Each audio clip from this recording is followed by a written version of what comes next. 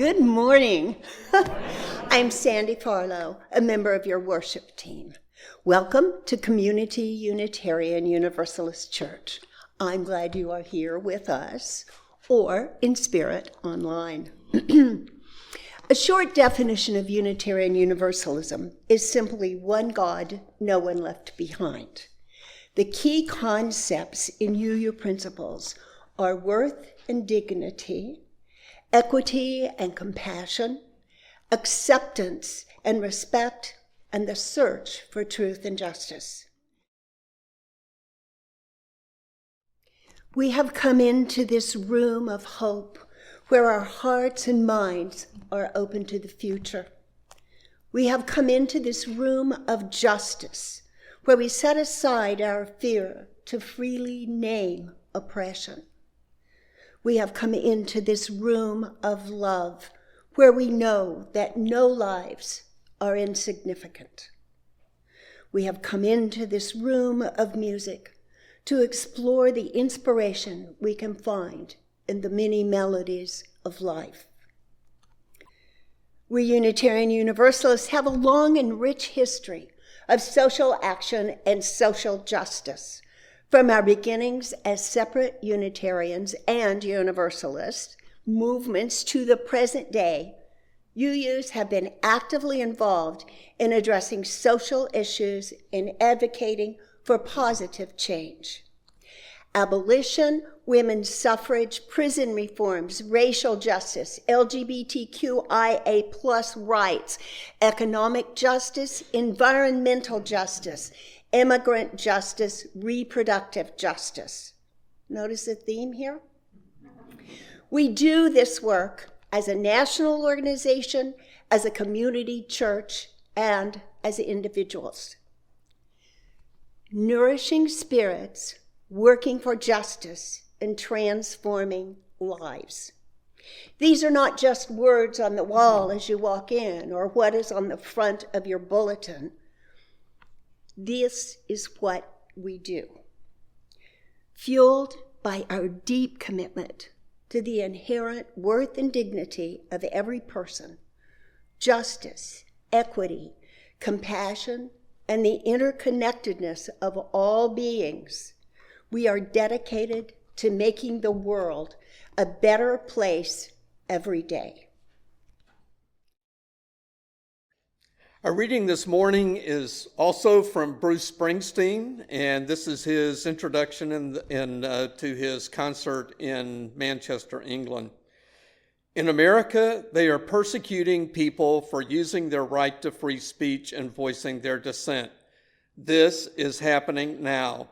In America, the richest men are taking satisfaction in abandoning the world's poorest children to sickness and death. This is happening now. In my country, they're taking sadistic pleasure in the pain they inflict on loyal American workers.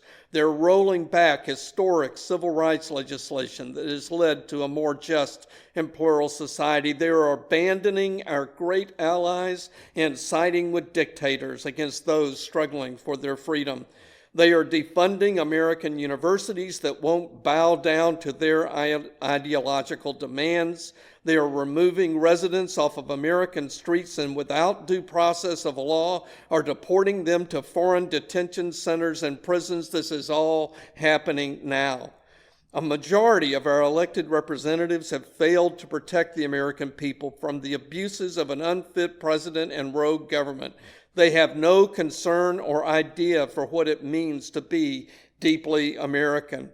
The America I've sung to you about for 50 years is real, and regardless of its faults, is a great country with a great people. So we'll survive this moment.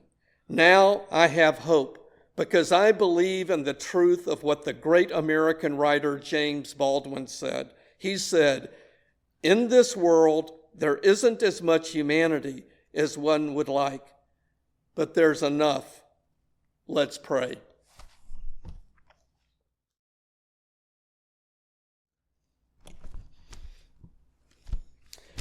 Good morning, everyone. Good morning. It is not too late. not by a long shot. It is really important for us at this moment of time to avoid underreacting or overreacting. And so this morning, I'd like to direct us to some lessons that I've read in the last few weeks that are warning us about this precarious place where we are right now, and hopefully take from that not discouragement, not despair, but a sense of hope and resolution to fight for change. Because, after all, as Bruce Springsteen said, the last check on power after the checks and balances of government have failed are the people, you and me. It's in the union of people around a common set of values. Now, that's all that stands between a democracy and authoritarianism. At the end of the day, all we have is each other. Now, the first article that I want to refer to was a column in the New York Times. And there's also a video accompanying it that you can watch. And it's titled, "Tyranny Doesn't Happen Overnight." And they're interviews with activists of people who fled Nicaragua, Russia, Singapore, and Hungary. And they have warnings for us about what happened in their countries. And it's a cautionary tale for us to learn from their experience. And they collectively said this: it does not start with them kidnapping you. It does not start with our exile. They don't stuff the ballot boxes. It starts with the government making hints. It starts with overcomplicated red tape, with the law, with retribution, fake narratives, financial attacks. Democracy and rule of law are more fragile than Americans think.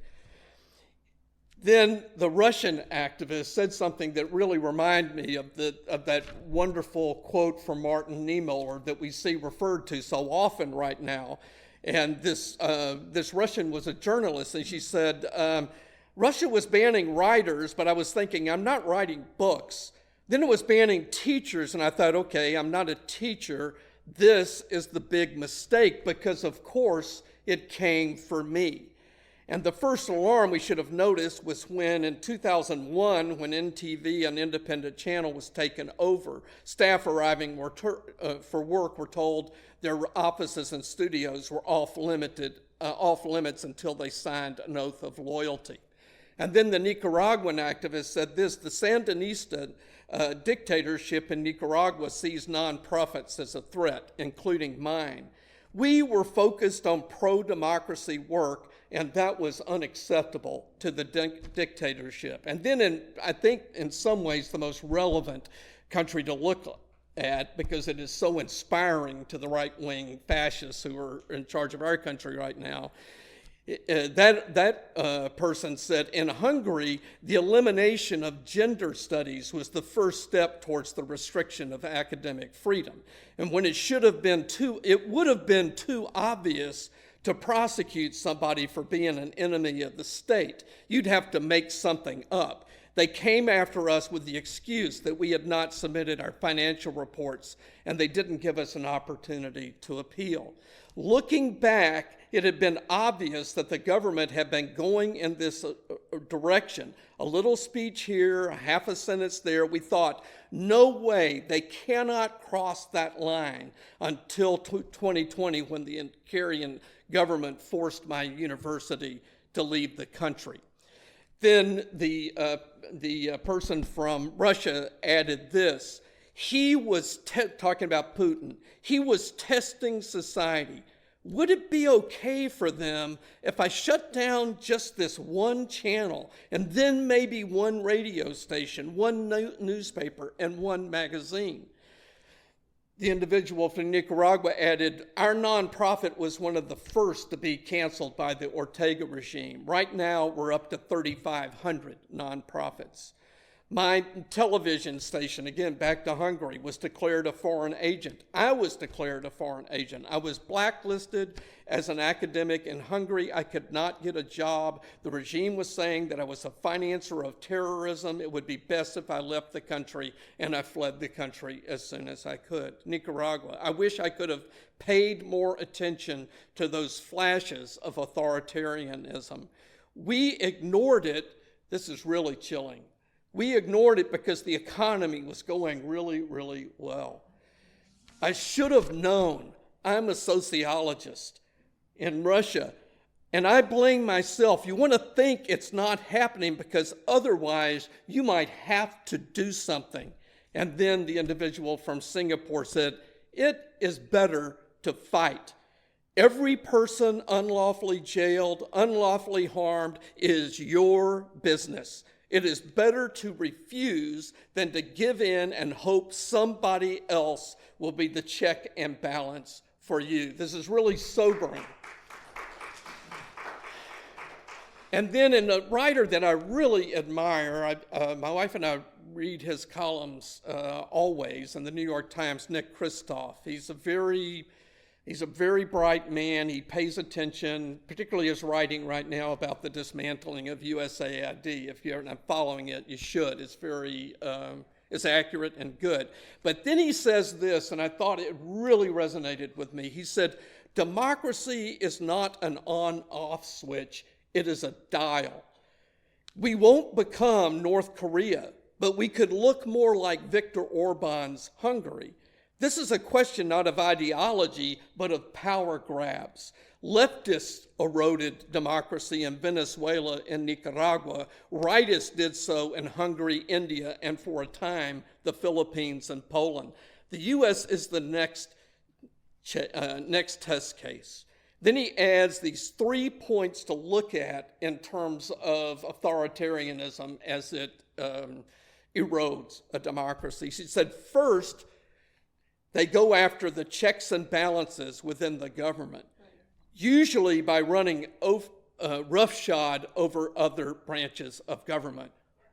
Gosh, I know, it's like, yes, I mean, it's just because you see Congress supine. You know, when I read this, I originally said, I'll read you what I originally wrote. I said, Congress is completely absent. Now they have a chance to stop the big, beautiful bill. Well, I had to cross that out and say they didn't take the chance to stop the big, beautiful bill. And then, of course, they just celebrated taking away millions of dollars from people who need health care coverage to give it to billionaires. This is just astonishing. But that is a branch of government that is supine to the president and is not doing its job. Now, I said this the last time I spoke when we were talking about John Lewis. The courts are generally holding firm. Some of our federal courts are, in fact, ruling against the president and trying to stop. Although we've got the Supreme Court, which is very compromised and most recently did away with the idea of universal injunctions or injunctions that are nationwide injunctions. If you haven't followed that, it's what has been, and this has happened, by the way, and this is the kind of thing it's important to pay attention to the details. This is not unique to this administration.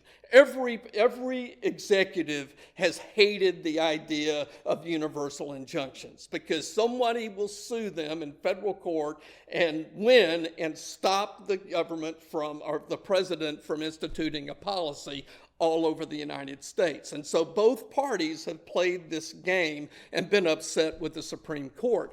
The difference now is that this executive is doing things that are taking away people's rights and doing it, and if a federal court can't stop that, then they're going to get away with it if you happen to live in a fascist state like Texas or my home state of Alabama. Now, as a sign of hope, most recently the government was sued And the ACLU is learning that if they can file it as a class action, then they could, if a case could get certified as a class, then they can get injunctive relief that protects people in the entire United States. So the lawyers are learning from this and adapting their strategies. It's more expensive, and people's rights will be harmed while we're waiting for all this to wind its way through the Supreme Court. Then Christoph goes on to say, Trump ignores laws he finds inconvenient. He cannot legally fire inspectors general without 30 days notice, but he did it anyway. He moved to eliminate independent, congressionally established agencies, so he has no authority to do. Probably unlawfully, he's sidelining Congress's constitutional role by impounding funds. So this is he's only accountable if the courts stop him from doing these things, because Congress is not. Second, authoritarians try to crush independent referees and civil institutions. This is perhaps the thing that we're seeing the biggest examples of. Attacking news organizations like the Associated Press, like National Public Radio, like universities, major law firms, statistical agencies, and central banks. All of these are institutions that this administration is attacking. Now, we've all noticed some people give in and others fight back. Like a friend that works at the law firm of Perkins Coie, and when they were threatened, just like Skadden and some of the other law firms, they fought back and they sued the administration. Some universities caved to pressure from the president. Harvard did not so far, because the administration can put a tremendous amount of pressure on these universities. But some institutions fight back and some do not, and it's important for us to pay attention to that. Third, and this is the most chilling to me, authoritarians sometimes recruit shadowy private enforcers to employ violence to intimidate or punish critics. I never thought, I always like saying this when I talk about immigration. I've been doing immigration work, or I did immigration work since the War of 1812. And I was critical of every single administration for that entire time. So this is not, what I'm saying at this moment is not partisan. Both parties are very complicit in failing our immigrant communities. And I'm very disappointed in Democrats and how little they've lived up to the things they say. However, this is different. The fact that masked thugs, who knows who they are grabbing people off of the streets and sending them, not deporting them, and words are important. This is not deporting. Deporting is something that happens in an immigration court where you go to a judge. I've tried lots of cases in immigration court. That is due process. Grabbing somebody with somebody who may or may not, and probably not, law enforcement, and not deporting them to their country of origin, but to sending them to a foreign prison, a maximum security prison, like that young gay hairdresser from Venezuela that was grabbed off of the street. He had used the CBP-1 app to come. He has a lawyer. I know his lawyer. He had a case in court, and they grabbed him and sent him to prison. I mean, this is... I lack words. The idea that thugs are grabbing people off of our streets, and they say, well, these people are criminals. Says who? Says who are they criminals? Who knows who? That's why we have courts. You can go to court and lose and get deported, right? That happens. It happens all the time. But there is no accountability for a masked man to grab somebody off of the streets of this country and without any due process and put them on a plane, not back to their home where they probably are in danger anyway, but to a foreign prison This is somebody who has not been convicted of any crime. This is somebody who has not even really been credibly accused of any crime. And this is just, I might be getting a little worked up, I'm sorry. This is just, but this is right out of what we see, what people are warning us. This happens when you're not using law enforcement anymore, you're using these mass thugs that are not accountable to anyone. And then you hear the rhetoric from the press people at the White House, and they just lie. And this is the problem. When you lie, every good lawyer knows this. Once your credibility is gone, you're cooked, right? Because now this is the same with your kids. When your kids lie to you, it's really disappointing because now there's no trust, there's no confidence. And that's where we are now. If they stand up there and say, this person is a criminal, I don't believe them. I don't believe them, and I believe hardly anything they tell us. And so that erosion of truth is important, and it's the sign of an authoritarian regime. So he ends with this. He says, pay attention to the larger mosaic, not just the individual tiles of outrage. The upheaval in Washington is 1,000 things, but what is emerging is a pattern of undercutting restraints. Now, thankfully, the question is, and I'm sure you read these same articles I do, some people are saying, we have already slipped over into authoritarianism, or we are already living in a dictatorship. Some people will say, well, no, America's institutions are still strong enough to withstand this. Well, the truth, I think, is somewhere in between that. And I read this article by 3 political scientists in the New York Times, and it says, how will we know when we have lost our democracy? Which is a really, really chilling thing to ask that question, but it's an important question. And this is how they answered that question. They said, how then can we tell whether America has crossed the line into authoritarianism? We propose a simple metric, the cost of opposing the government. In democracies, citizens are not punished for peacefully opposing those in power. They need not worry about publishing critical opinions, supporting opposition candidates, or engaging in peaceful protests. How many of you were at the No Kings rally? Yeah, a lot of us. I spoke at the No Kings rally right there. And, I was not harassed. I suffered no negative, well, it was really, really hot. But other than that, I haven't suffered any negative consequence as a result of that. In fact, the idea of legitimate opposition, that all citizens have a right to criticize, organize opposition to, and seek to remove the government through elections, is a foundational principle of democracy. Under authoritarianism, by contrast, citizens and organizations that run afoul of the government become targets of a range of punitive measures. Politicians may be investigated. Well, we're already seeing that, right? Are prosecuted on baseless or petty charges. Media outlets may be hit with frivolous defamation suits, adverse regulatory rulings. Businesses may suffer tax audits or are denied critical contracts or licenses, which is what the law firms were threatened with. When not threatened with, they did it. They put them in a position of losing clients and access to government offices. When this is the test right here. When citizens must think twice about criticizing or opposing the government because they could credibly face government retribution, they are no longer living in a full democracy. By that measure, America has crossed the line into competitive authoritarianism. And that is a very chilling idea. So I'm going to leave you with 2 things. First, I'm going to tell you a story, and then I'm going to share a few things from this little book.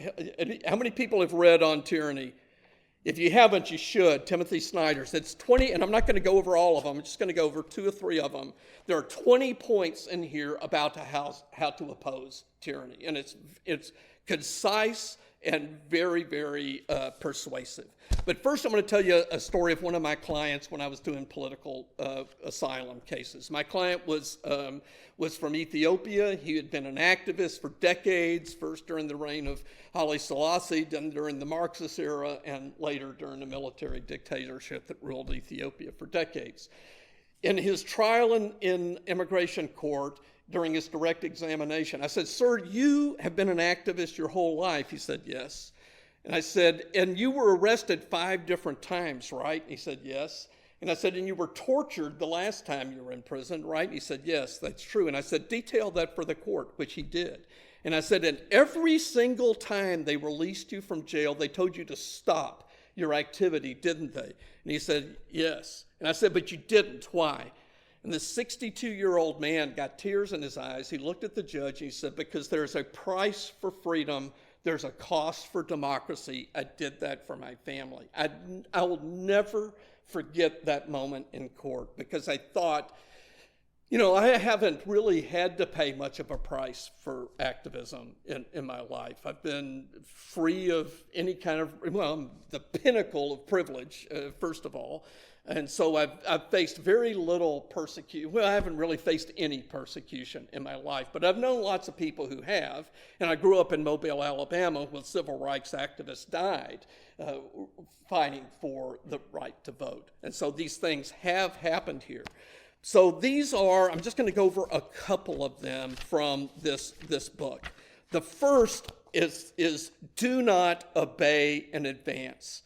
It's yes. In times like these, individuals think ahead about what a more repressive government will want and then offer themselves without being asked. A citizen who adapts in this way is teaching power what it can do. So to resolve that you are not going to comply, you might own a business. You can put that "ICE not welcome here" sign in your front window. You can choose to film if you see somebody being accosted by thugs. Now, these things are dangerous, or they can be dangerous, and so we've got to be. You have to. Judge yourself what level of risk you're willing to endure. Second, defend institutions. Defend our universities, our law firms, our businesses, those institutions that are under attack, and defending those is really, really important. Beware the one-party state, which I guess is Texas. So support the multi-party system, defend the rules of democratic elections, vote in local and state elections while you can, and consider running for office. Those are like really beautiful ideas. Remember your professional ethics. Very tempting in a moment like now to not pay attention to that and to think the ends justify the means. This is all the more important to take care of your ethical obligations as a citizen, as a business, as a law firm, as a nonprofit. You need to pay attention to those things and not give any more openings to the government if they choose to suppress you than they already have. Be wary of paramilitaries, which we've already talked about. Stand out. I like this. You think about these examples of people like Rosa Parks, people like Peter Johnston here in Dallas, people who stood up against the crowd, and they were in some ways we're fortunate. I live in the city of Dallas. I mean, it's a very progressive city, and I'm thankful for that. Be kind to our language. Make an effort to separate yourself from the internet. Read books. And I would add newspapers and worthy news sources. I would protect yourself even from left-wing propaganda. Try to read reliable sources. This is a way more conservative publication than my own politics. I read The Economist. I listen to BBC. I don't, my wife and I have never had cable TV, so I watch very little talking heads. I try. Now, we do read the New York Times and And I take it with a grain of salt. You know, it's really, really easy to give in to the propaganda that aligns with your own political opinions. But it's really important right now to pay attention to truth and pay attention to the source of your information. She lists a whole long list of books that are great books to read, and this would be at the top of that list. Believe in Truth, which I've talked about, and I've got just a couple more things to say, and then I'll end. He gives a lot of advice in here. Contribute to good causes. I know your congregation does that. I know a lot of you individuals do that. That is, I've said this on a podcast. It was a religious podcast, and they said, what churches are really have boots on the ground? I went, well, in general, none. One exception are Unitarian churches, and you did a great job of outlining all the social justice causes Unitarians have done through centuries of activism. But I said, if you want to support immigrants, pay lawyers. Don't go on a trip to investigate or inform yourself or raise awareness. Pay lawyers. That's who's fighting for immigrants right now, are lawyers going to court, doing bond hearings, doing Know Your Rights presentations in the community. That costs money. And actually, I always like saying this because I think it's held in low regard, or it's not given enough emphasis. Financial support of our institutions that are fighting back against tyranny is one of the most important things we can do, because they are going to be, you see that. There are agencies like RAICES, which was one of the best human rights, immigrant rights organizations in the United States, and what did the administration do? Cut their funding for representing unaccompanied minors, right? So when they do that, Deep Vellum Books here is a great local publishing company. They lost their NEA grant, and then I just read this week, they said we replaced that money with individual donations for people in the community. So that's us. That's us. That's what Bruce, the boss, told us. All we got is each other. So I'm going to end with this quote from the book because I really, really like it. You know, I'm sure... I'm probably not, well, I know I'm not the only one like this. I found it really problematic this 4th of July. I'm not feeling very patriotic. I'm sad about the state of our country. I still believe in the ideals of our country, the things that we say about us, but I no longer say this is not who we are, because it is who we are. What you do is who you are, and this is who we are, is a country that's building alligator Alcatraz. You think that's something out of The Onion, but it's not. So I'm going to talk about patriotism, and then I'll leave you with that. Nationalism has no universal values, aesthetic, or ethics. A patriot, by contrast, wants the nation to live up to its ideals, which means asking us to be our best selves. A patriot must be concerned with the real world, which is the only place where his country can be loved and sustained. A patriot has universal values, standards which we judge his nation, always wishing it well and wishing it would do better. Thank you so much.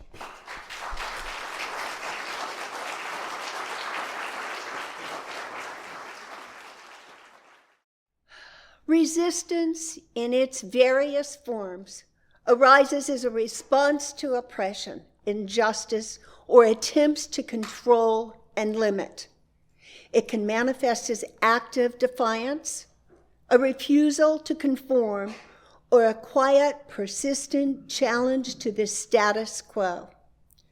Resistance can be a powerful act of preserving dignity, fighting for freedom, or simply refusing to be silenced. Our benediction was written over a century ago by the suffragette Carrie Chapman Catt. Please join me in saying these words. To the wrongs that need resistance, to the right that needs assistance, to the future in the distance, give yourselves. Amen.